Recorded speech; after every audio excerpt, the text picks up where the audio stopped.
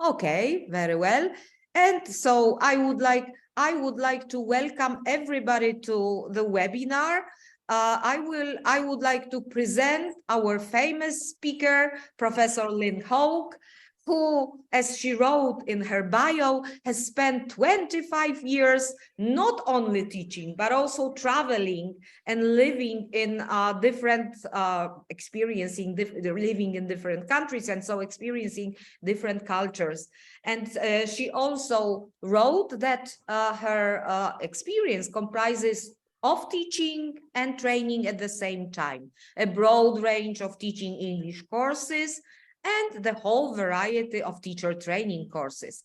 As far as professional degrees and interests are concerned, Lynn holds both BA and MA degrees in English from George Mason University, and also a doctorate in educational leadership, which is very relevant with reference to our today's webinar, with a concentration in higher education.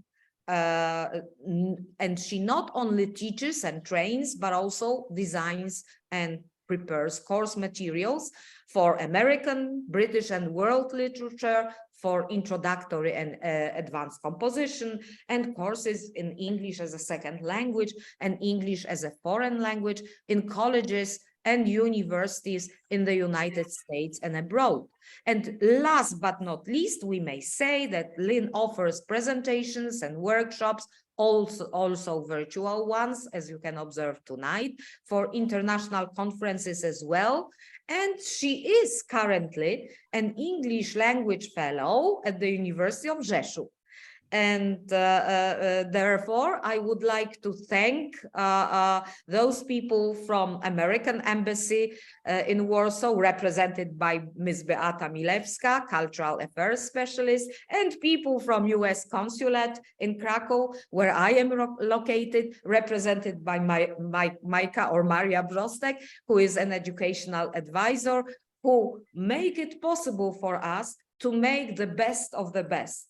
Tonight, Lynn will be inspiring us with her view and her understanding of the use of rubrics and peer reviews, just in order to improve academic writing. So over to you, Lynn. If there is anything you would like to add about yourself, you are more than welcome. There are 86 participants already. I see. Wow. No, thank you. That was a lovely introduction. That's plenty. No need to talk about me. We can talk about the topic. Obviously, that's what everyone's here for.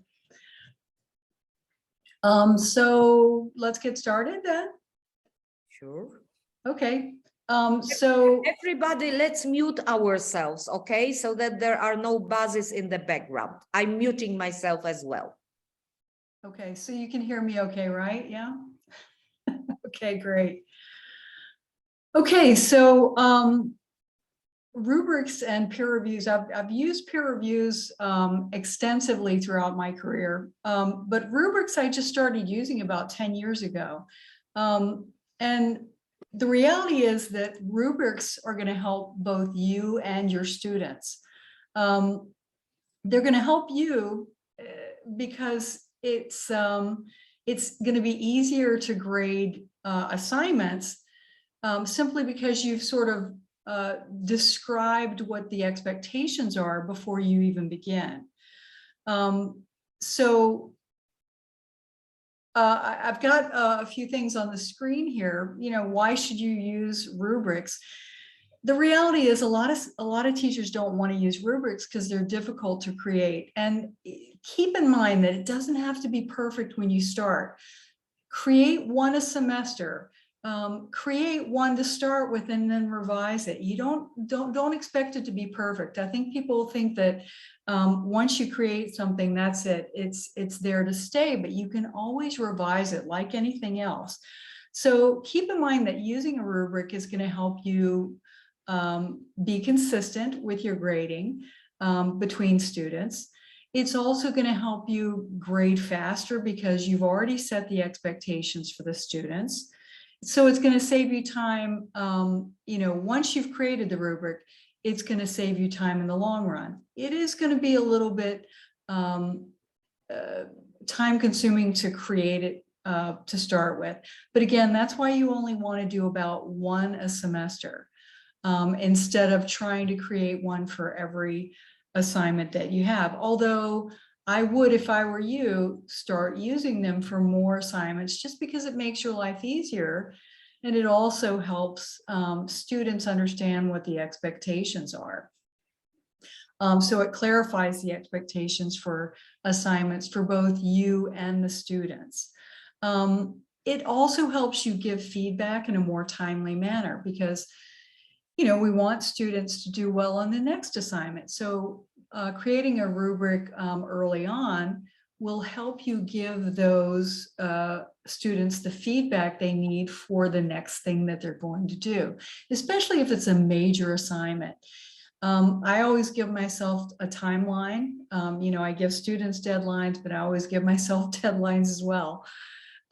So I give my, you know, for major assignments like papers, which is what I use these for predominantly, I usually give myself 2 weeks to get the assignment back.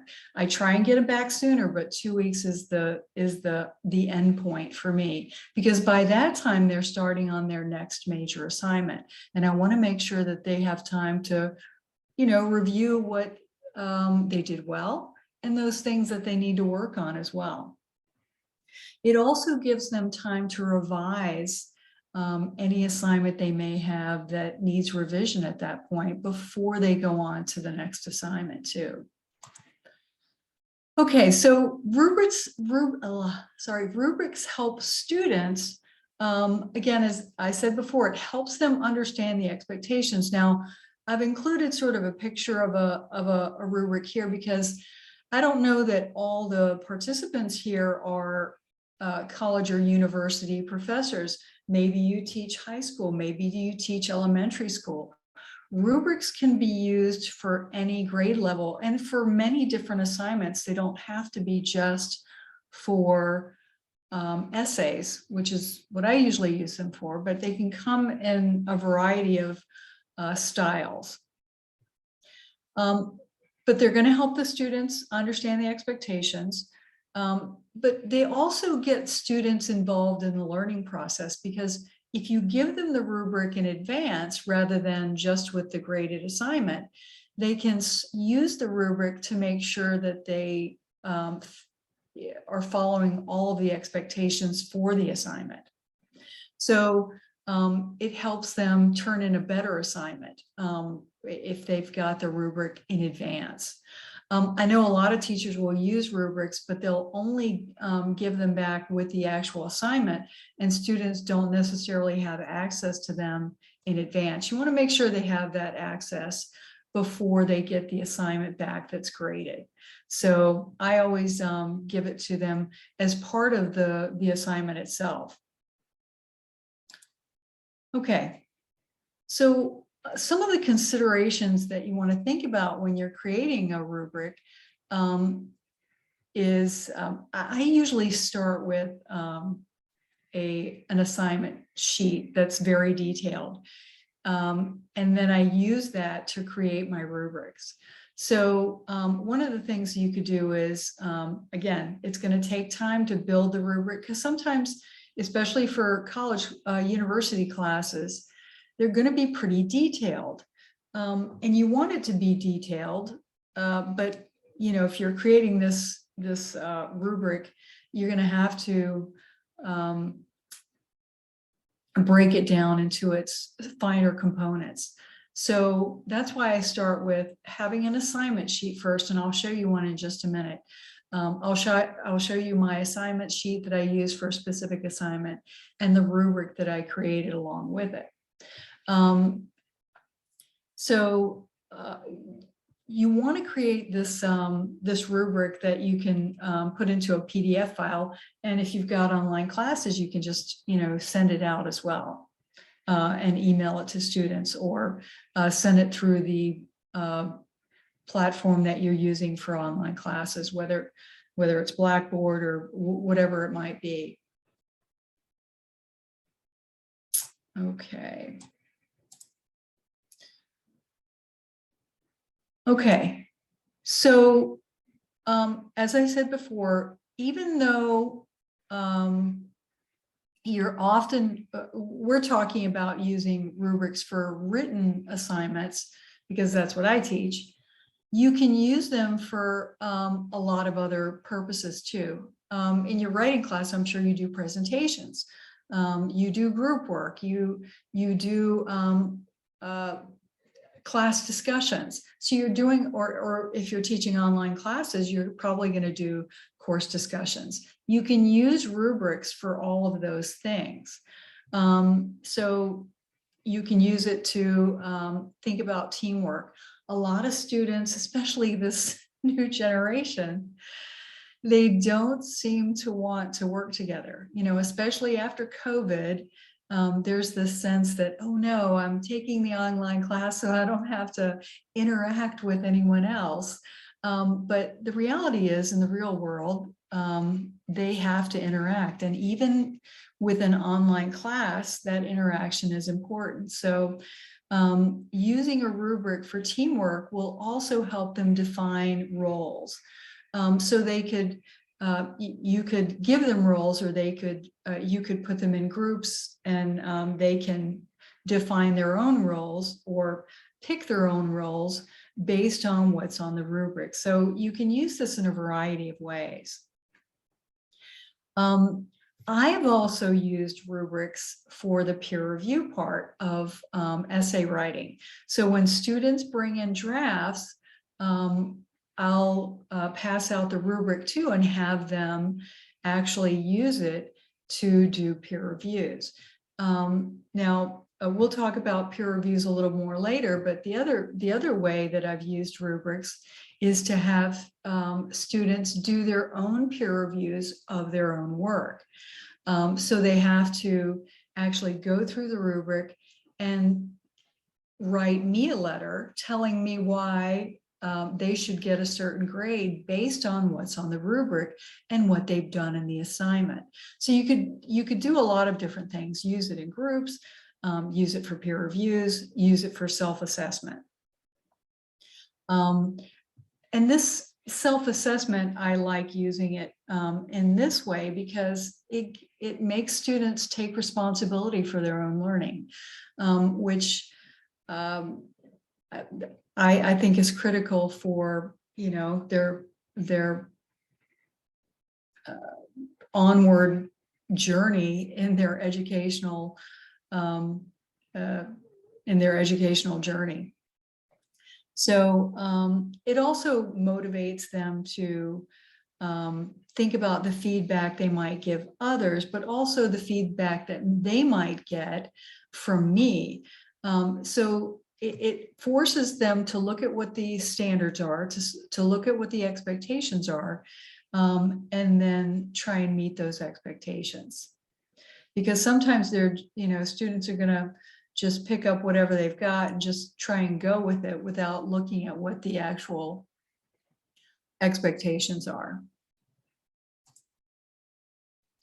Okay, so I mentioned this earlier, but one of the things that you want to do with rubrics is just start small. Start with one assignment that you really would like to make easier for you and make easier for students. Maybe it's assignment that you've had difficulty with in the past, or students have had a lot of difficulty with in the past.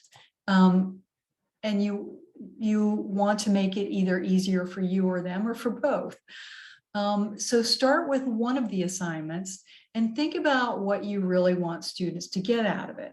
And that's going to be the basis for the rubric itself. The other thing you could do is, and this is what I did when I started using rubrics, is I would ask other teachers what they were using and if they were using rubrics. So I got a wide range of things, from the most simplified version that was very vague to very detailed versions of rubrics. So it really depends on what the assignment is and what you want to do and what your expectations are. Okay, so I can send this PowerPoint to anyone who wants, but these are some The AACU is has rubrics, and it's an educational organization, and they have rubrics for written assignments and oral presentation assignments. The Rubistar also has templates that you can use. So if you wanted to write those down or take a picture, those are sites that you can use for creating your own rubrics if you've never done it before. So again, I would always start with an assignment sheet. So most people use assignment sheets for whatever assignments they want that tell the students what the expectations are. I've actually taken my assignment sheets to create the rubric. I just think that helps because I've already thought about what the expectations are. I've given the expectations on the assignment sheet, but on the rubric, it's more simplified. But also I've divided up in a point system too. I've let them know on the rubric how much each part of the essay, because it's going to be an essay in my class, how much each part of that essay will count. And I'll show you an example of that in just a minute. Okay, let me make sure I have covered everything on this. Creating an evaluative range of some sort. And it could be, now, if it's not a major assignment, you could use elements like excellent, good, or unacceptable in order to let them know where they need to be during the next step of the process. So if it's a draft or if it's an early outline of some sort, you can show them using a rubric how far they need to go to make the assignment more acceptable.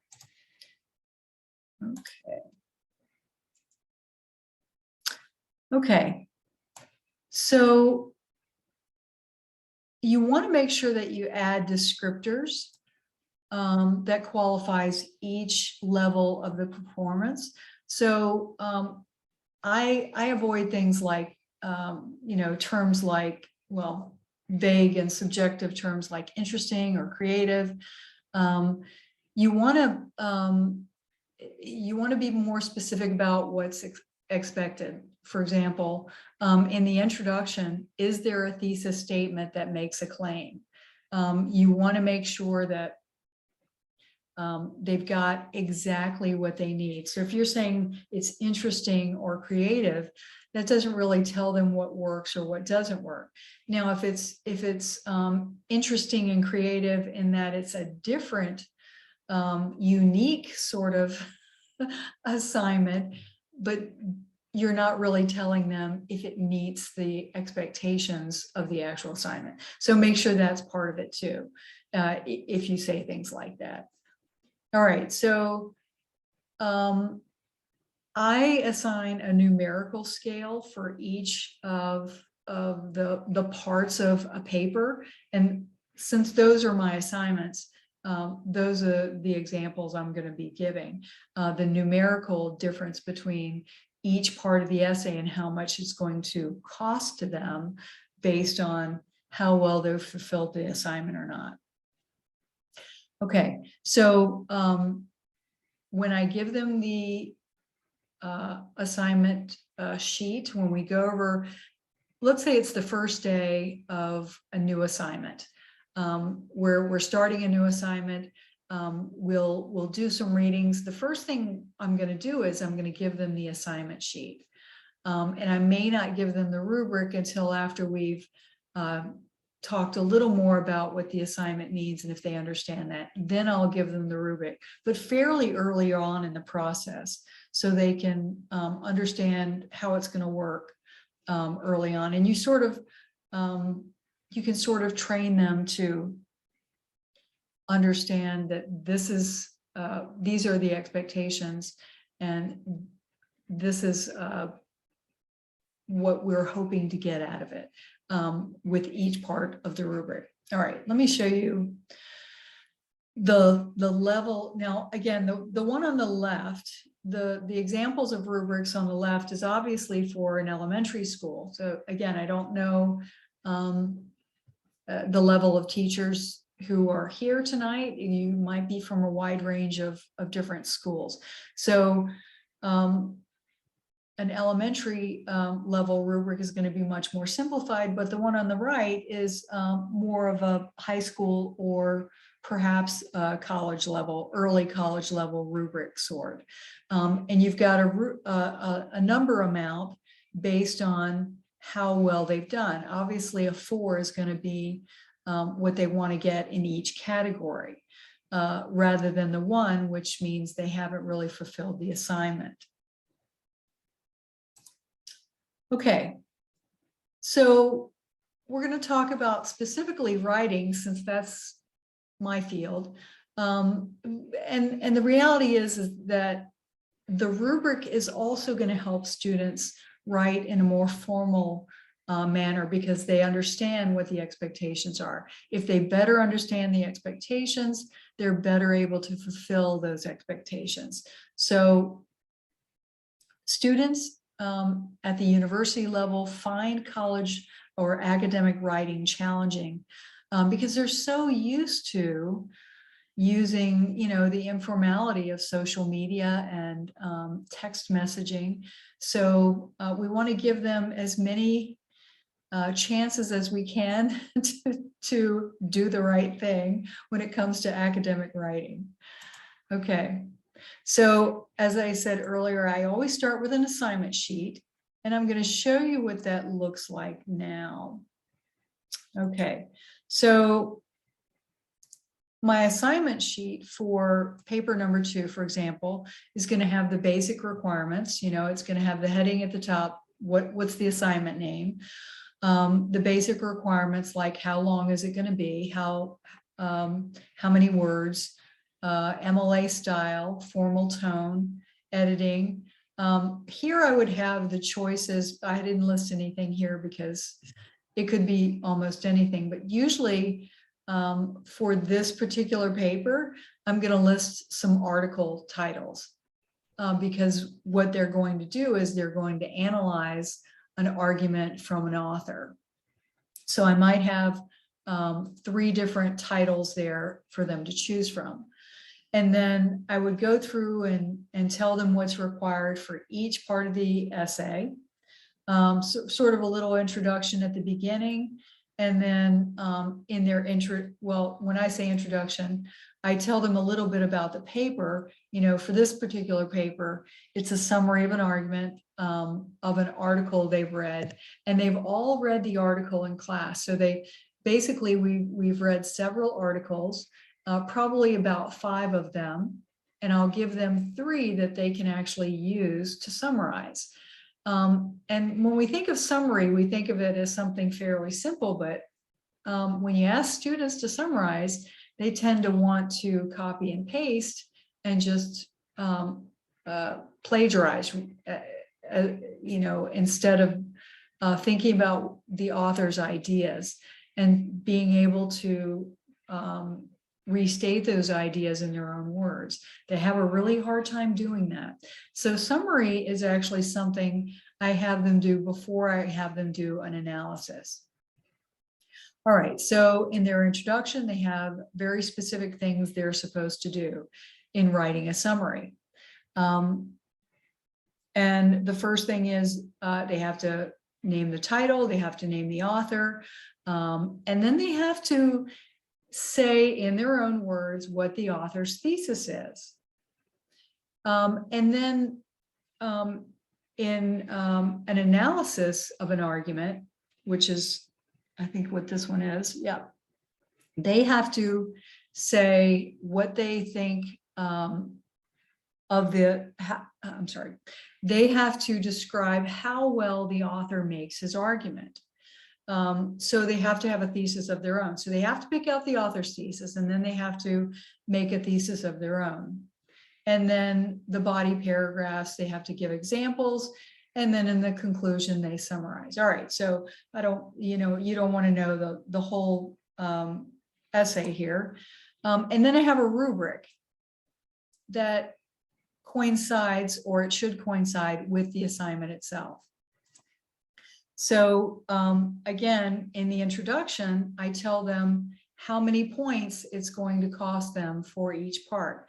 And when what I do is I'll make a copy of this rubric for each student when I grade the paper, but that I've already given them a copy of. It's part of their online packet of materials that they can access at any time. So when I grade a paper, I will highlight the part that is problematic and I'll write next to it, or I'll write on the paper, and then I'll give them the number of points based on what they did or didn't have. And then in the body paragraphs, the same thing. Based on the instruction sheet, their body paragraphs are worth 40 points based on what they should have or what they shouldn't have done. And then the conclusion, and then other parts of the paper, like how well was it edited, or did they use MLA style? Was it written using formal language, that sort of thing. All right.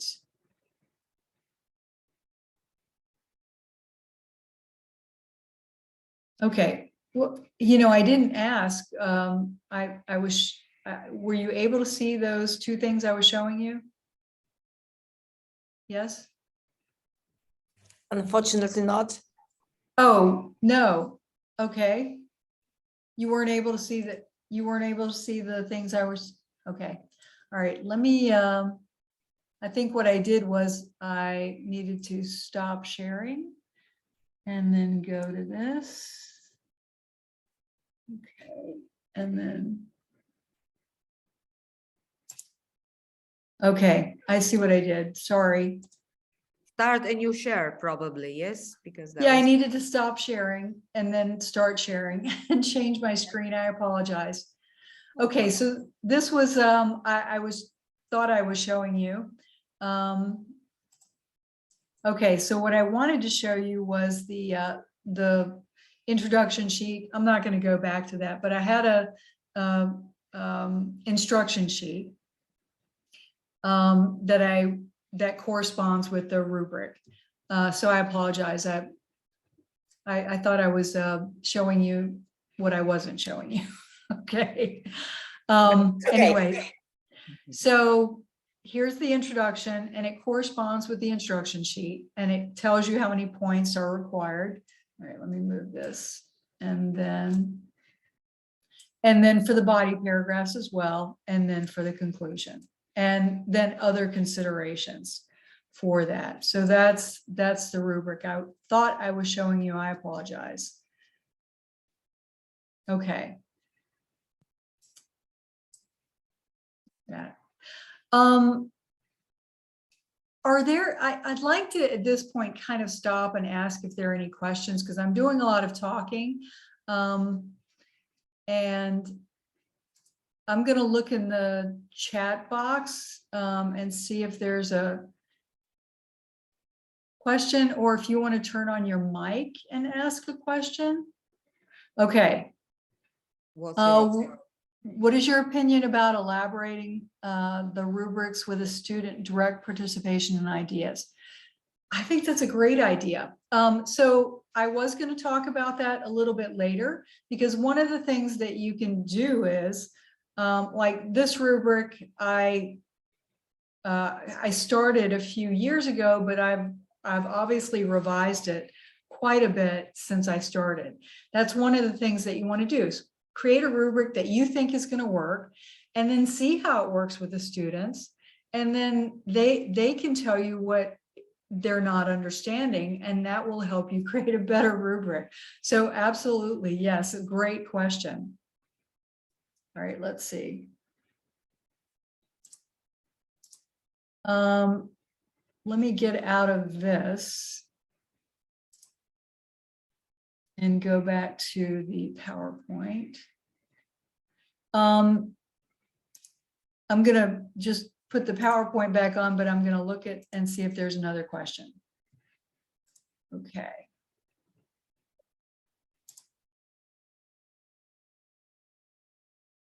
All right. I'm gonna, can help me out with the questions. Do you see another question there? Because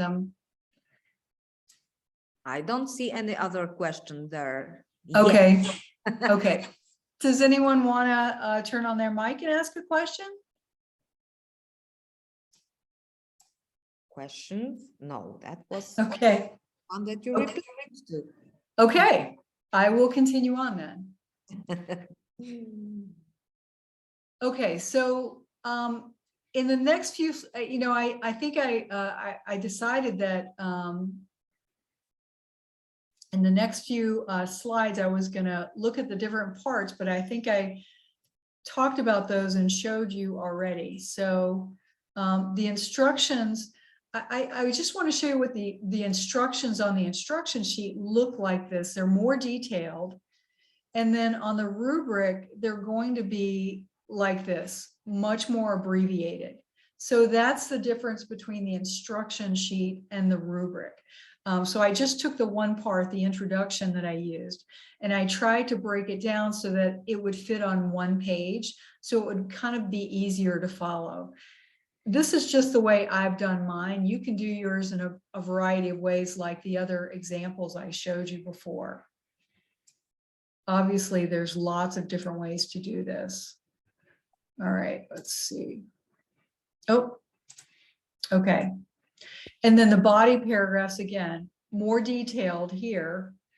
And then the conclusion would look like this. So on the instruction sheet, there's a lot more information about the body paragraphs.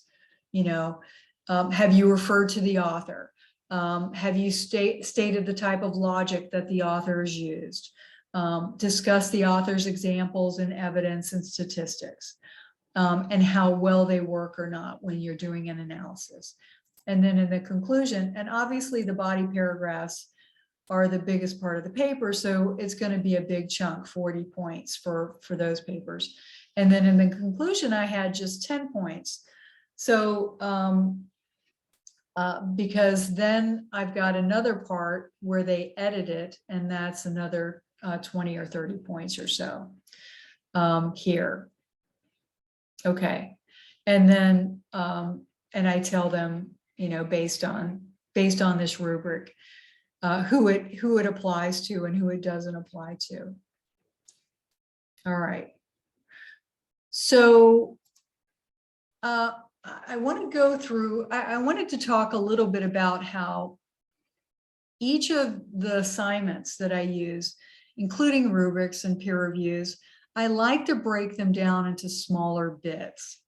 So I like to think of it as food. I mean, if you think about food, if you have a research paper in your class, students are going to be panicky because it's a really big assignment. So I like to use the food analogy because simply you wouldn't sit down and eat this, well, in America, for our Christmas dinners or our Thanksgiving dinners, we have these massive meals and everyone is just bloated and you can't really eat anything because people sit down and they eat a lot for one meal. It's too much for the body to digest, but it's also too much for students to think about doing a research paper and how much work that is and all the different parts that go into it. So for even smaller assignments, I like to break down the assignments into smaller bits. And that's why I think the rubrics and the peer reviews are important parts of those bigger assignments or even smaller assignments, because it breaks down the smaller bigger assignments into smaller bits. Just like a meal, you want to eat smaller bits at a time so that you're not completely overwhelmed or stuffed so that you can't eat anymore and you feel sick. You don't want students to feel sick or panicky when they get these assignments that are really big and complex. You want to break it down to smaller bits that are manageable for each student. So I always break them down into the assignment sheet, to start with, and then we do some readings on the topic. And we spend a lot of time doing readings and talking about, and they're the kinds of readings that are associated with the kind of assignment that the students are going to do.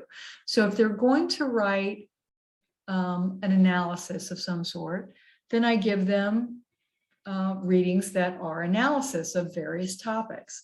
And hopefully some of the topics are some that they're interested in. And some are topics that they are able to choose themselves.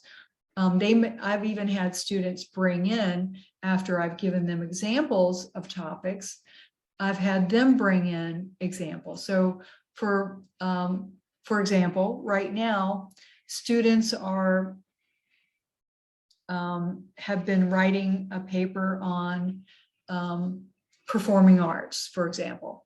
They're doing a research paper on performing arts. So I brought in several readings on performing art articles, and then students on the third day brought in their own. Each student had to bring in an article about performing arts. So then they had to share in smaller groups their article, and they had to, you know, think about the different parts of the article.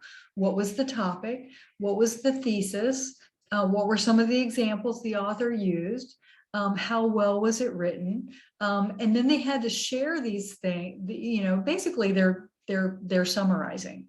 So they basically summarize the article for their partners in their group. So small groups of 3 or 4. And then those groups would pick 2 of their partners to tell the class about the article that they read. So in this way, they were able to come to this third part on my scale here, is the topic choice, because they really want to read a bunch of things before they think about topic choice. Then I'd have them do an outline and then a draft. After an outline had to be pretty detailed. Now for the research paper, what I didn't have in here was I forgot here that they did an annotated bibliography. And what that means is they found sources for their research first, before they did a draft. And that way they had to cite their sources, they had to summarize their sources, and they had to say why their sources were going to be great for their research paper. And then they did a draft, because they'd already found their sources, and they did the draft, and then they did a peer review. And this week they're turning in their paper. So they're, you know, we broke it down into smaller bits. All right, now, peer reviews that I've done, and students will always complain about peer reviews, but you need to, again, you're the professional, so you need to remember not to always listen, you know, listen to your students, of course, but students will, at first, they're always worried about peer reviews because they don't want somebody to read their work. And they'll say things like, well, you're the professional, you should be the only one reading my work. Or I don't know how to read somebody else's paper, I don't know what to look for. Well, you're going to give them things to look for. But you're also going to give them an opportunity to be in control of their own their own learning process. By looking at other peers writing, it helps them think about their own process of writing, which is why I love using peer reviews.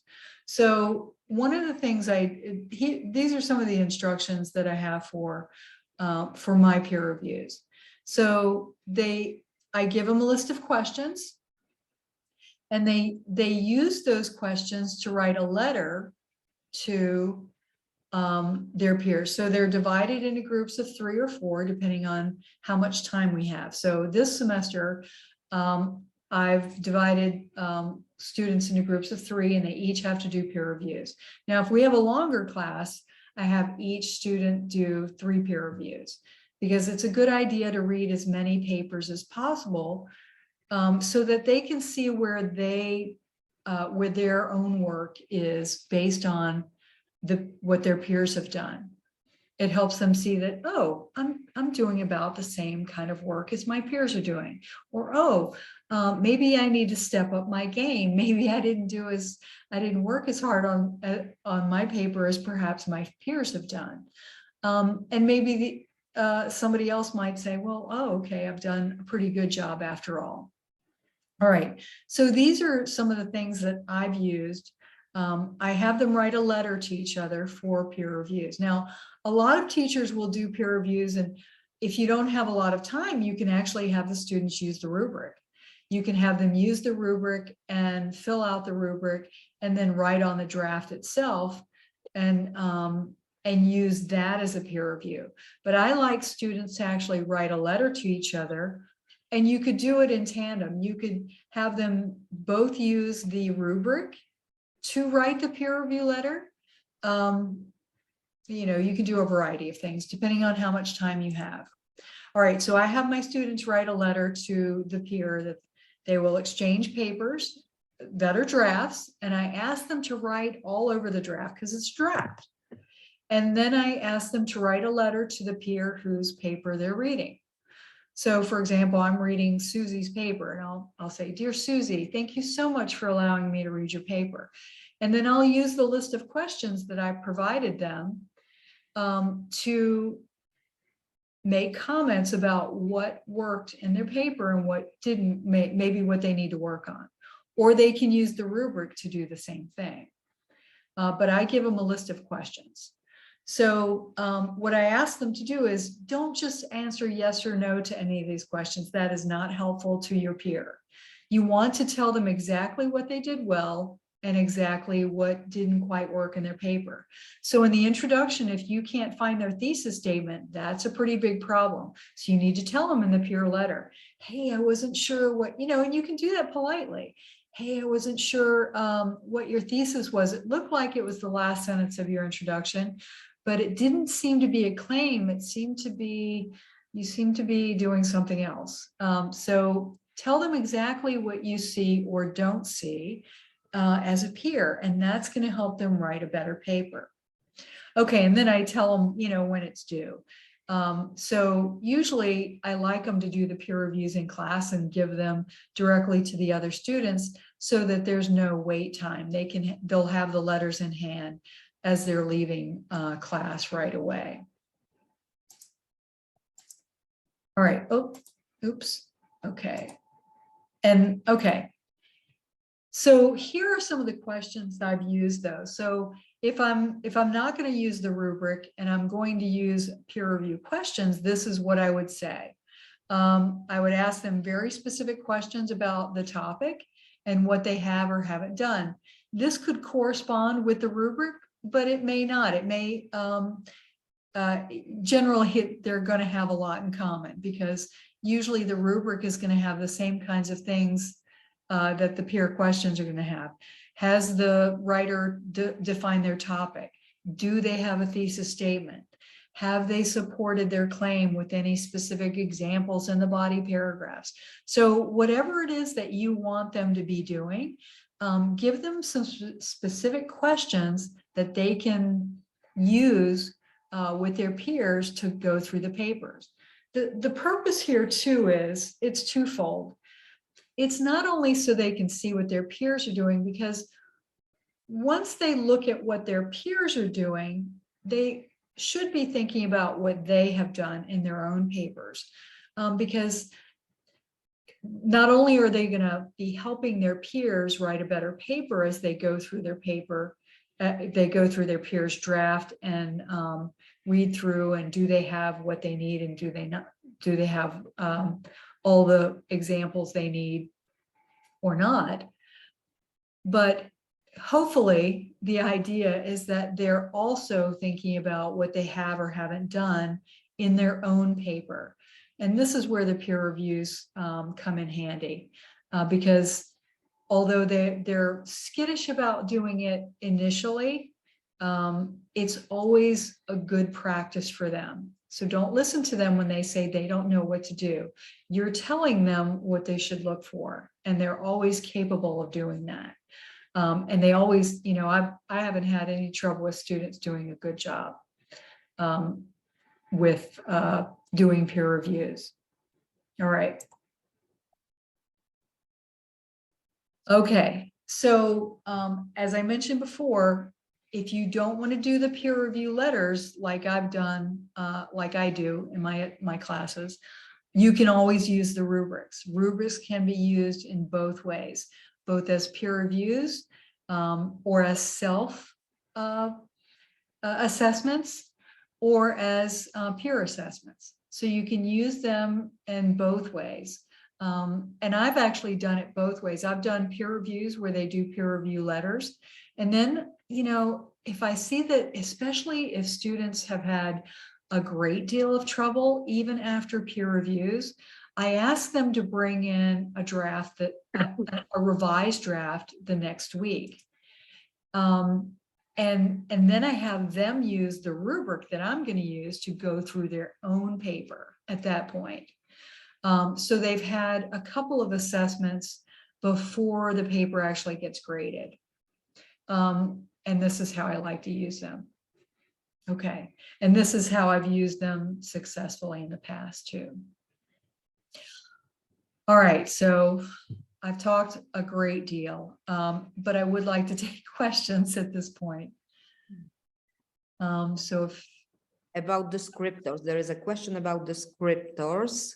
I see here. Okay, let me see if I can move this. Descriptors for each criteria in that rubric. Would you help with a template? Somebody would like to see a template. Okay, I don't have a template, but on one of the earlier screens, here, I'll show it to you. There's a website where, let me see, where was that? Here. Okay, so here's I think this is the screen. Let me look. Oh, that's not the one. Here it is. No. All right, here it is. Okay, this is the screen that has the template where you can, the Rubistar has templates. Mm-hmm. So you can go there for templates, and it's a teacher's organization. And then the AACU also has rubrics that you can use. Because depending on the type of assignment you have, it could vary widely. Depending on how big of assignment it is, it's they're gonna vary so widely. Mm-hmm. Are there other questions? I don't see anything else in the chat box. I'm scrolling through the contents. What elements should be there in a rubric to evaluate a technology-assisted project-based language learning? All right, why I'm not seeing these chat messages. I will read it more clearly for you. What elements should be there in a rubric to evaluate a technology-assisted project-based language learning? I know it's difficult to reply when you only hear it, but I did. Right. I'm trying to see if I can find it. Is it? It's.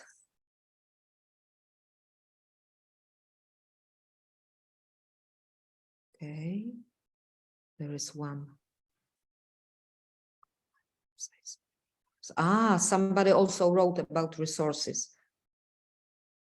Resources, books, websites, online web materials, and so on. So people are always greedy for useful links. I know about it. Okay, I did put the 2 links on there, but I didn't put more on there because I was using my own.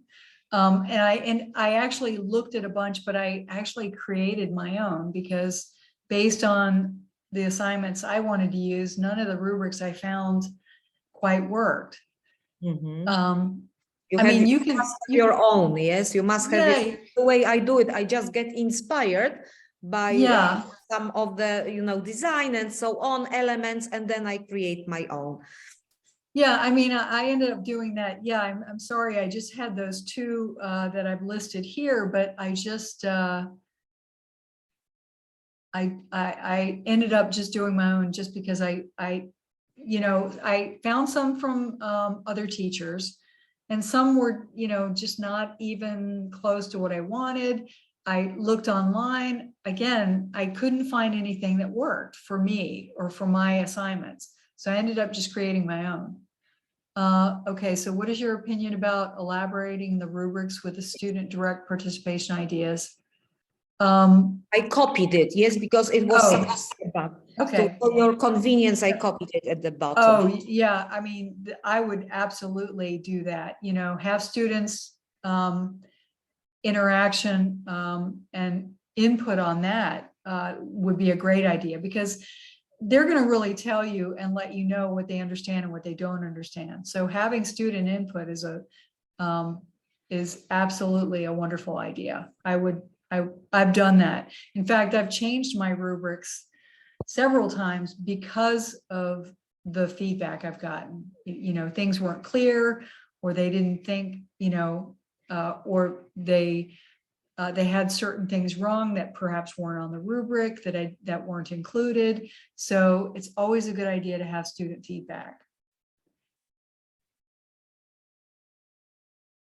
Anything else?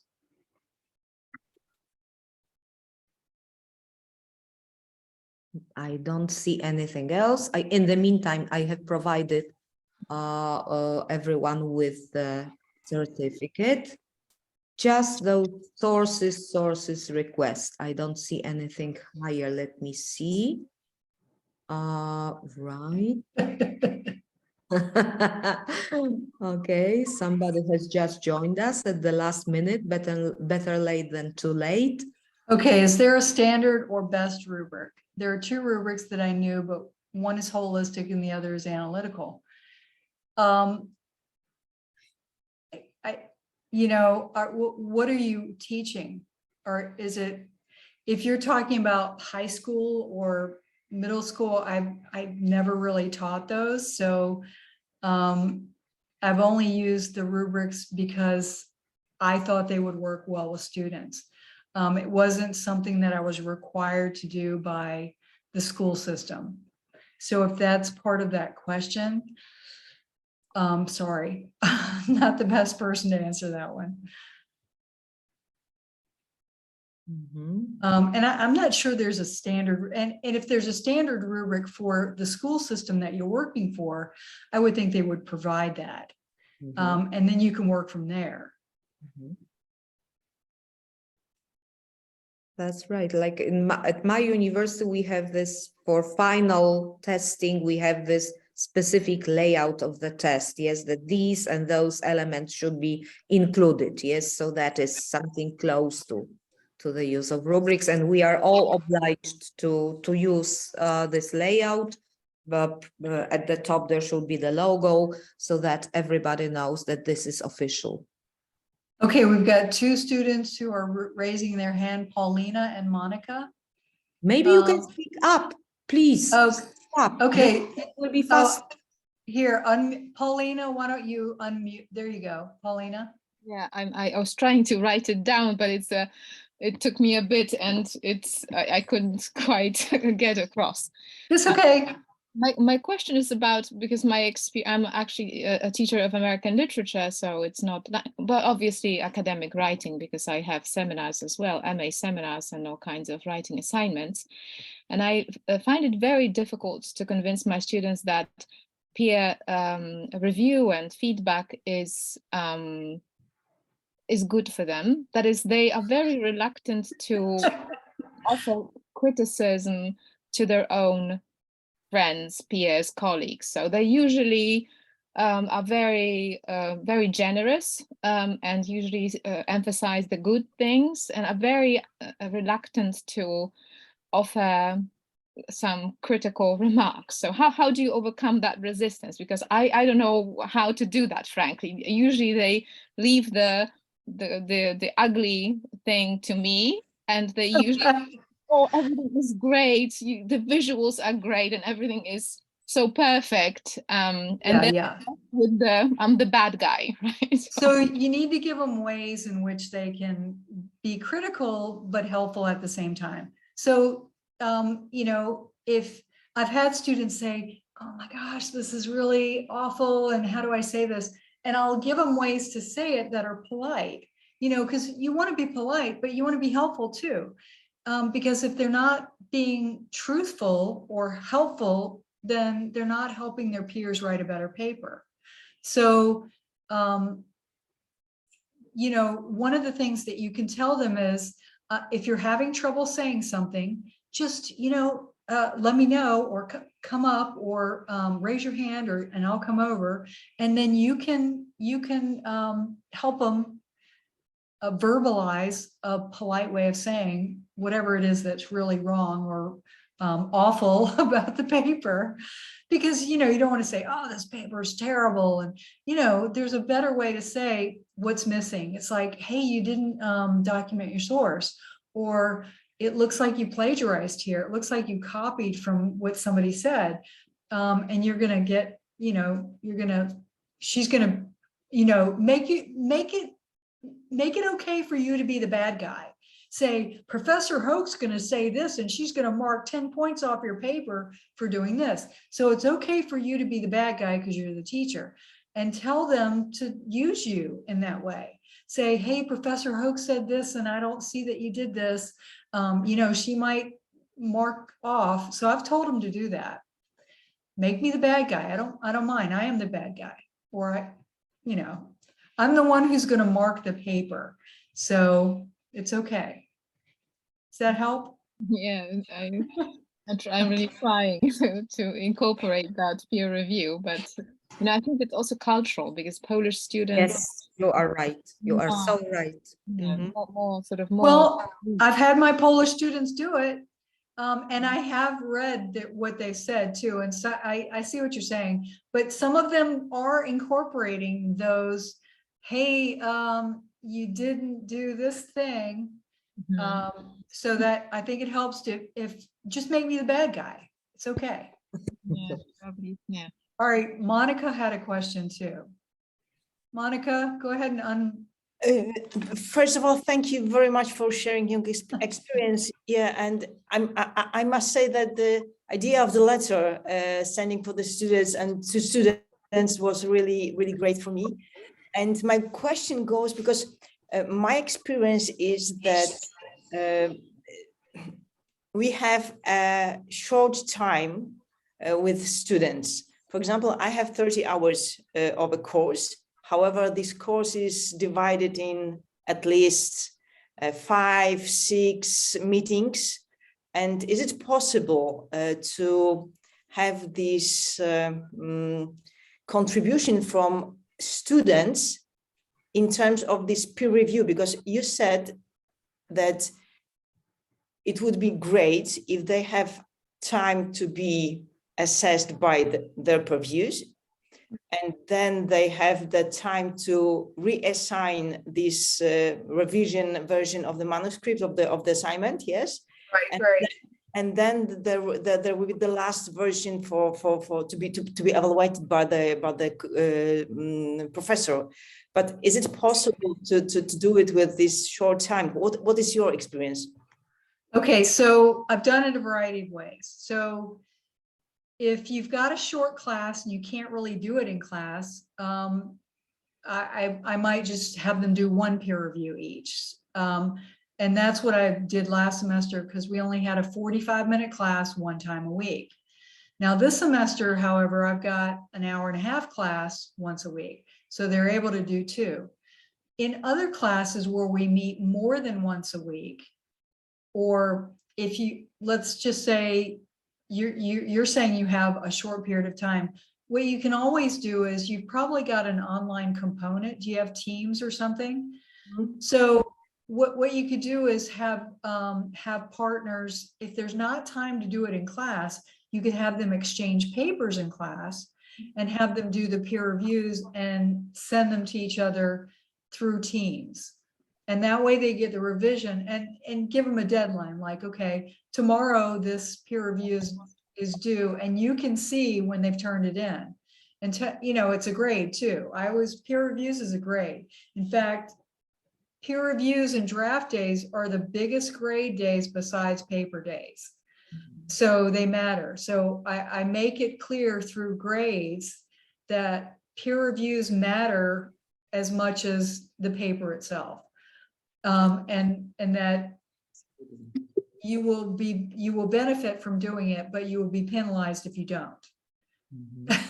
Yeah. Great, excellent idea.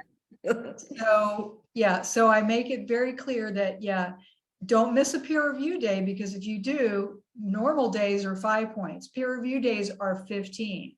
So if you miss those days, you can't really make them up, because you can't make up peer reviews. So you can always do them online. If you meet your students more than once a week, you can have them take them home and then give them back the next day. So in the States, we'd have like Monday, Wednesday, Friday classes. And the Monday class, they'd have a draft and they'd exchange papers. And then Wednesday, they bring back the peer reviews. And so the students have time to read through the peer reviews they've gotten, revise their paper, and then submit their paper for a grade the next day on Friday. So you can do it a variety of ways. I hope that helps. I hope that helps.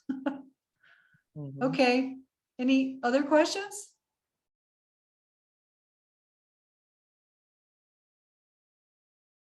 I don't see any. Okay. Yeah, and I think we're out of time. Yeah. But it's been an excellent, intense webinar. You know, to tell you the truth, I have just realized that I am going to share the message about your webinar with my colleagues from my university who are not necessarily the business English or business communication teachers, but teachers of other subjects, because there have been so many useful remarks that I am sure that they will be able to profit as well. So I'm really grateful and thankful to you. Okay. Well, so thank you for everyone for coming. And here, let me